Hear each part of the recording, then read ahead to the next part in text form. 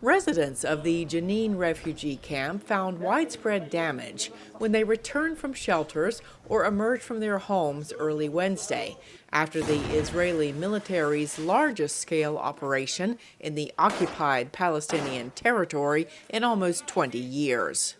Israel's defense minister Yoav Gallant defended the raid, saying Israeli forces targeted terrorists.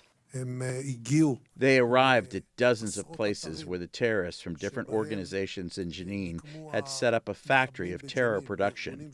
Charges, ammunition, various types of weapons. In fact, from this place they sowed death throughout the West Bank and beyond the Green Line. One expert told VOA that Jenin does have a long history of being a stronghold of Palestinian militant groups. So what we see are militias that are not affiliated with some of the leading Palestinian factions, and they presented a severe threat to law and order.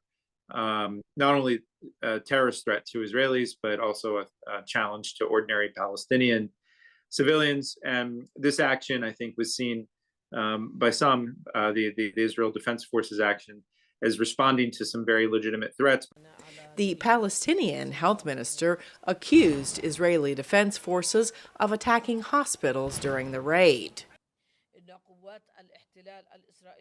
Since the start of their attack, the occupation forces attacked the Jenin governmental hospital, seriously wounding citizens inside. The occupation forces also fired at Al Hamal Hospital more than once, injuring a citizen inside. This afternoon, they also stormed the yard of Ibn Sina Specialized Hospital with armored vehicles. They also deliberately obstructed ambulances and their crew in Jenin and prevented them from reaching the wounded. The whole world witnessed the occupation forces shooting at ambulances and crews and preventing them from treating the wounded.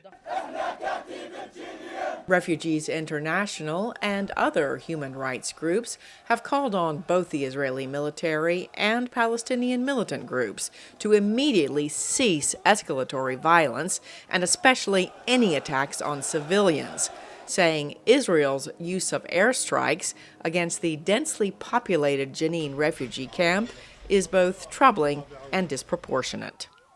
Cindy Saine, VOA News.